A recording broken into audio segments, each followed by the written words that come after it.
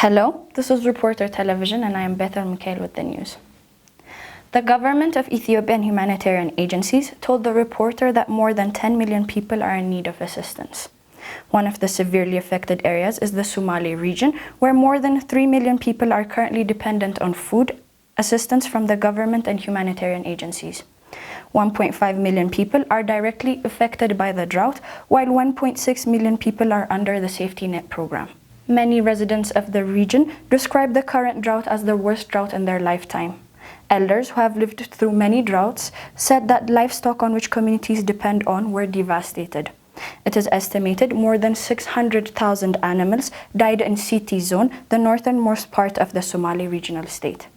The Ethiopian government has repeatedly stated that the assistance from the international community is below expectation. The government announced that it needed $1.4 billion. However, the money that has so far been pooled is only 51% of the required. Still, the government says that the support and assistance has continued. Regarding this, the Commissioner of the National Disaster Prevention and Preparedness Fund, Mituku Kasa, told the reporter that the latest assistance of 122 million euros has increased the contribution, but that does not mean that the entire required amount has been secured.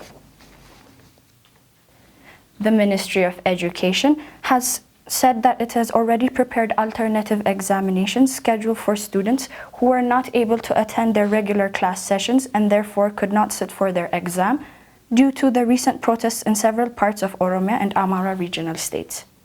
The Minister of Education, Shifarrao Shogute, who was present in the House of People's Representatives on Thursday to present the 8-month performance of his report of his ministry, told the MPs that during the widespread protests in many places of Oromia and a few places of the Amara regional state, students could not have been able to attend their regular classes and hence could not sit for examinations as per the nationwide schedule. According to the national exam schedule, 8th, 10th, and 10+2 students will sit for their national exams on June 9, May 24, and May 30th, respectively. However, due to the unrest, a number of students in the two regions were able to attend their classes and accordingly could not be asked to sit for the exam together with the rest of the student population. Shifarrao divulged the plans while responding to the question by the MPs regarding what the fate of these students would be. He replied, his ministry is able to resolve the situation in most places in Oromia and Amara regions, and most students are back to their classrooms. He further noted that for those students who are lagging behind the schedule due to the protest, the ministry is giving tutorial classes in a bid to compensate for the delay. He further explained that currently there are around 40,000 schools in all over the country and 13,000 of them are found in the Oromia region. According to him, out of the 13,000 schools located in the region, only 581 schools have been affected by the protest. Meanwhile, only 13 schools are not able to resume regular classes and are not likely to sit for the national exams by the end of the current academic year, the minister indicated. Intermediary members of the Ethiopia Commodity Exchange ECX fear that the newly introduced directive by the Ministry of Trade could potentially harm their participations and possibly force them to leave the trading floor. According to sources that regularly trade at the ECX as intermediary members, the new directive intentionally limits previous provisions where any single intermediary member who represents both buyers and sellers will no longer be able to perform dual roles. Intermediary members have the privilege to trade either on their own accounts or on behalf of their clients. Members of the ECX who have requested anonymity told the reporter that the new directive violates the very basic principles of a commodity exchange business and the membership structure of the commodity exchange. The ministry deems that some exporters are abusing their membership privilege by selling commodities, mostly coffee, at a local market to earn more than what they could get from international markets. The public notice posted on Thursday by the ECX details that intermediary members are required to choose their preferred side, on which it is either to represent the buyer or the seller, but not both, and should report within 6 days. The notice, according to sources, is a surprise and a bluntly commanding approach.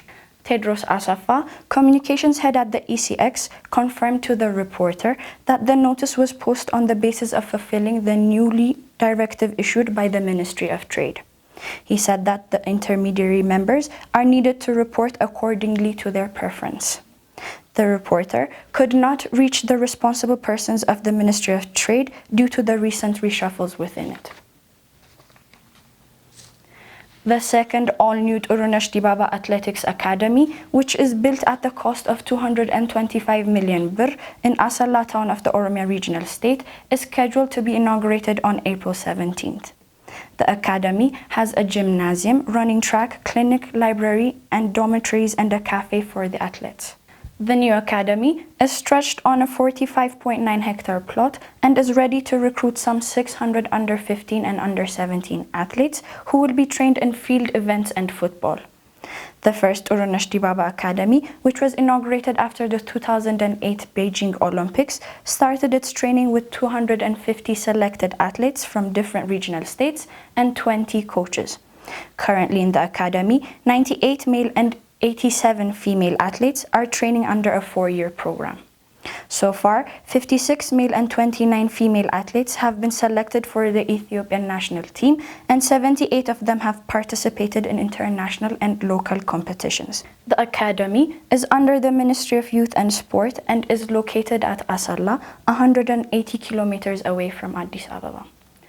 That was all for today. Thank you for watching. For detailed information and exclusive interviews, make sure to go to our website, thereporterethiopia.com.